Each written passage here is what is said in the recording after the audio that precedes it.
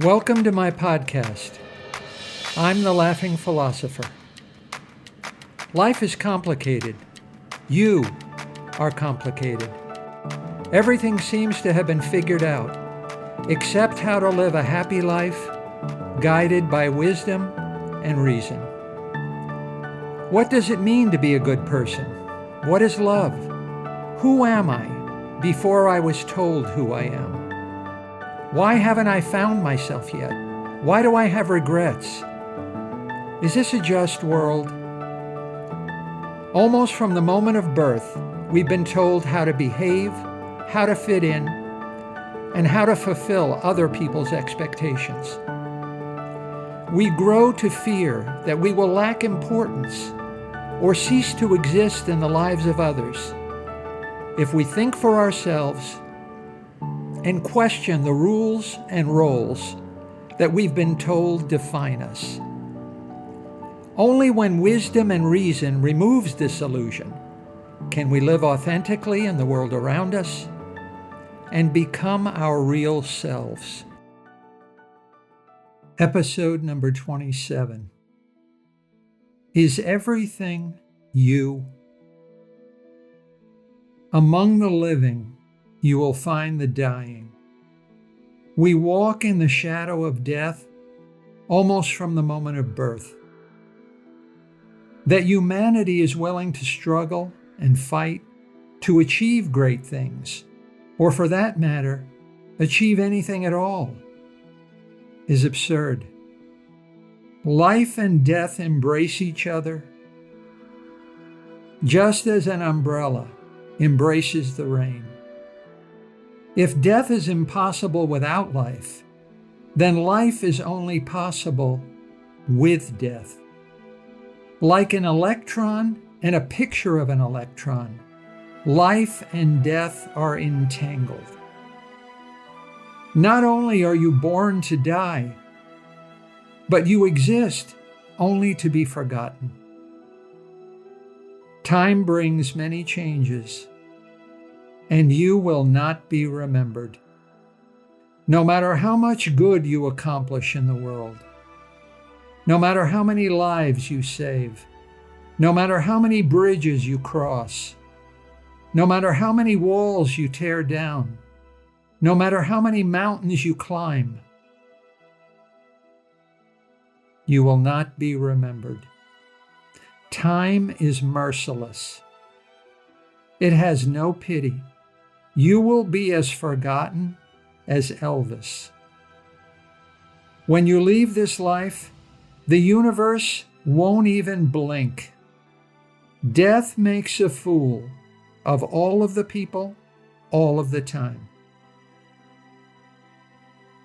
No psychologist or psychiatrist ever had a patient over 40 whose biggest crisis is not facing his own mortality and accepting his own insignificance. It may shake your sanity, but this crisis must be faced and resolved. The next breath is promised to no one. What then is a rational and compassionate being like you supposed to do with the time, freedom, and attention you may have left? Most people choose to ignore this crisis and to behave as if they will live forever. But how many actually do? You live with a feeling of hopelessness, a feeling of being an orphan at the dark end of the street, a feeling that the world's greatest termite is living inside you. That feeling is your fear of the present, your fear that the now is the only true reality and you have no future. This is it. This is all there is. There is nothing more. Your life and death are like a priest and a prostitute that meet on the street at the corner of, "Are you too good for me?" and "Am I too good for you?" Wealth, fame, power, prestige, no amount of worldly success can fill your emptiness. Big title, fancy office, fat paycheck, nothing can spark a desire in you to go on living. You have lived with your back to the present and your face to the future. Now you must face the present with your back to the future, and now your spirit is filled with fear and trembling. For the first time in your life, you must contemplate a shortage of your own future, a shortage that reflects not just your inevitable fate, but the inevitable insignificance of your life, your death, and your dreams. Nothing matters. It just doesn't matter. So how does it feel to discover that you have been swimming in an aquarium that you thought was the real ocean? Most people think that what is in their head must be true, or it wouldn't be there in the first place. If an automobile never leaves its garage, it will be safe. But that's not what an automobile is for. If you never doubt or question what is in your own mind, it will be safe. But that's not what the human mind is for. Hit yourself on the head with a book. Do you hear a soft, hollow sound? Most people think it is the book that is empty. Most people are born, live, and perish without ever producing an original thought. Most people prefer to follow the crowd and fall off a cliff than to leave the herd and choose a different path. To think for yourself is risky and dangerous. On your own, your mind is easy prey for doubts and uncertainties. Doubts are everywhere, and uncertainty needs constant feeding. But if there is no doubt and no uncertainty, then there can be no faith. Faith in yourself. Human beings are woven intimately into the fabric of the universe. Birds do not sing for our pleasure, but because that's just what birds do. The sun does not radiate light so we can see where we're going. Our eyes have evolved to be sensitive to the sun. The sun is not fine-tuned for our eyes. Our eyes are fine-tuned for the sun. The universe is not fine-tuned for the existence of human beings. We are fine-tuned for the universe. Our every choice, thought, and behavior is recorded in the particles and forces surrounding us and within us. Our ideas, emotions, and actions, our past decisions, present movements, and future destiny, all are written indelibly in the particles and forces that make up the universe, never to be effaced. There is no escaping the forces that created us and the particles that act on us, in us, and around us. We are one with the universe. You are everything. What do you see when you look at yourself in a mirror? You see your awareness of yourself. You experience the conscious awareness behind your eyes and in your mind. Are you even conscious?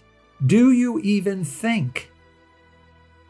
You can doubt your own consciousness. You can doubt that you can think, but you cannot doubt that you doubt, said Descartes. But you cannot see or experience what any other person in the world, like you, really is conscious.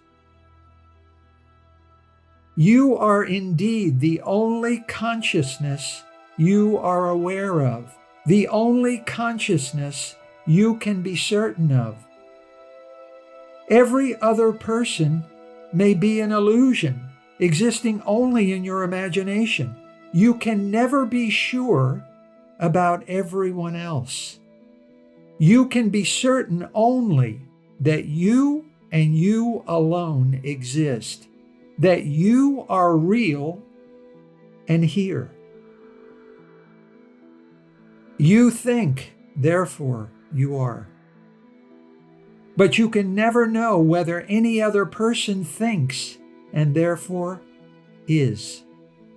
You are the only conscious mind in the universe that you can be sure of. This truth may make you feel uncomfortable, but it is not disprovable. It cannot be proven false, but it is in your power to decide whether or not that makes it true. It's up to you and you alone to decide.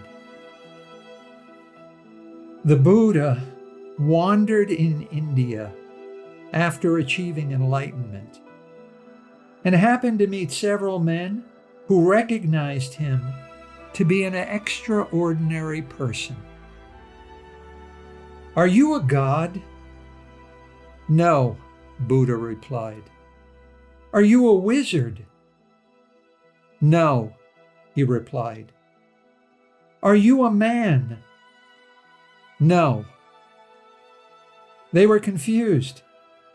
So what are you? Buddha replied simply, I am awake. One day, you woke up and realized that you are Jane Doe or John Doe, and you just showed up. One day, you woke up and realized what it means to be other people, and other people just showed up. One day, you woke up and realized what an umbrella is, and umbrellas just showed up. One day you woke up and realized what the planet Earth is, and the Earth just showed up.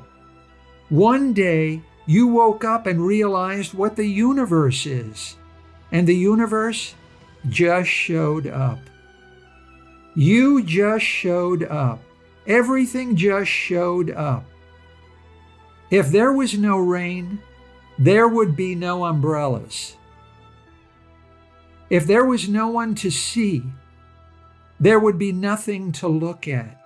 If there was no one to think, there would be nothing to think about.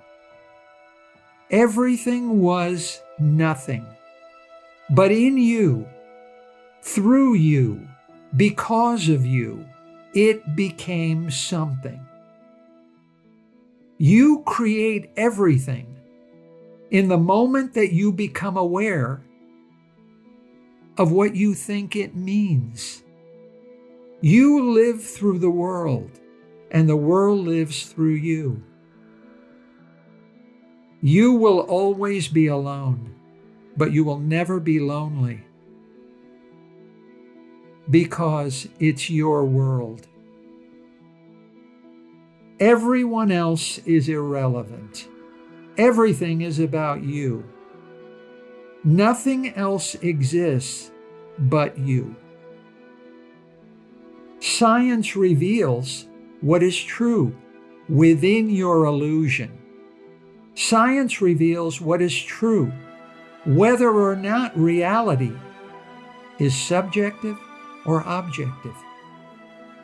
Science may assume the latter, but is the human mind even capable of being objective? It's irrelevant. You can prove that you are conscious and you exist, but there is no such thing as an existing detecting machine. So there is no way to know for a fact about anyone or anything else. Are you conscious? You know that you are. You can prove to yourself that you are. Just look in a mirror and think about thinking. Do you ever wonder, am I the only one who feels the way I do? Yes, you are the only one. You are the only person in the universe. If you are not experiencing something using your five senses, how do you know that it exists? Where is your husband? You may think he is in the next room watching sports on TV, but how can you be sure? Is the moon real when you're not looking at it? There is no way you can know for a fact that the moon is real when you are not experiencing it. There is no way you can know for a fact that I am real when you are not aware of me.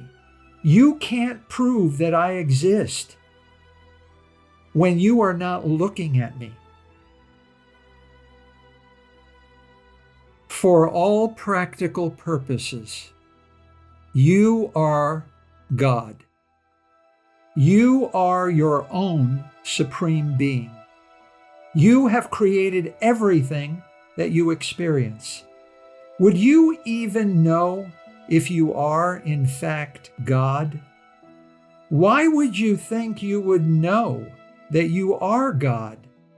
God doesn't know that God is God. God knows just that He is what He is and that He does what He does. Did your child know that she is a child before you told her? How old are you? Compared to a flower, you are very old, but compared to a mountain, you are just being born. Did you know that you were a child before your mother told you?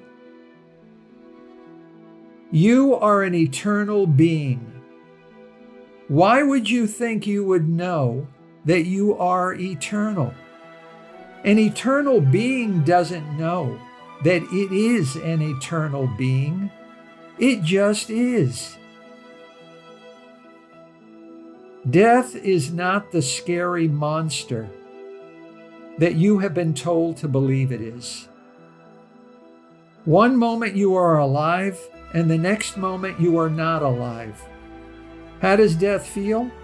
In death, you simply become what you were before you were born. How did you feel before you were born? Death doesn't exist. Heaven and hell, too, are made up. You are something bigger. You are creation. Do you ever have the feeling of previously experiencing something you think is actually being experienced for the first time?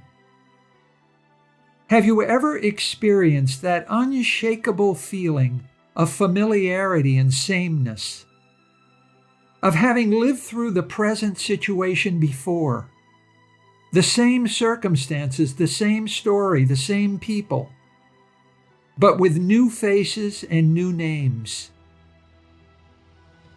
Known in French as déjà vu, or translated literally as already seen. The feeling that one already has experienced the present, that feeling actually is you experiencing a reality that you already created and already lived through before. A fundamental truth of reality is that only the existence of your thoughts, but not my thoughts, is known for certain. The external world of other people, things, and events is a representation of yourself and has no other independent existence. Your awareness of your awareness, your thinking of your thinking, is direct proof of the self. But the self itself is impossible to find. You can't just go looking for it, because the thing that's doing the looking and the thing you're looking for are the same thing. There is no you. There is only your awareness, your experience of the self, but no you. There is no reality independent of your mind.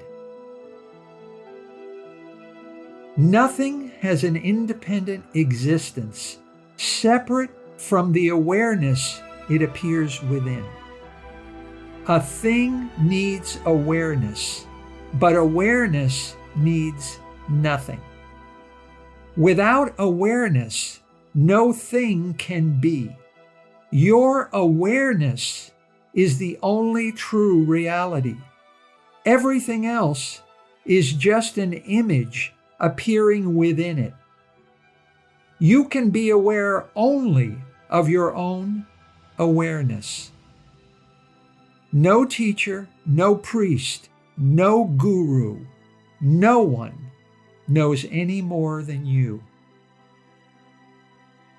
The Buddha said, "All that we are is the result of what we have thought. The mind is everything. What we think, we become. What we think becomes. Death is an illusion. The world is nothing more than a representation of your will. You have nothing to fear and no one to mourn. The world is within you and without you. The world needs you, but you need nothing. For without you, the world cannot be. Everything is in your power, and nothing is not in your power. It's all up to you." Wittgenstein said, "I am my world." You are greater than you know, and greater than you can possibly imagine.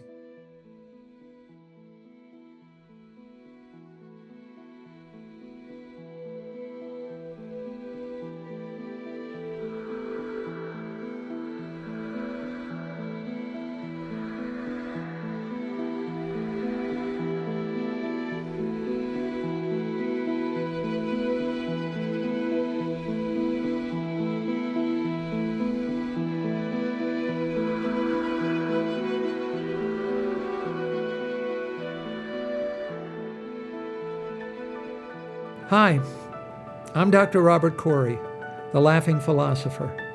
Thanks for listening to my podcast. I've devoted my professional life to the intersection of sociology and philosophy, where the contemporary problems of life meet the ideas and convictions of the greatest human minds.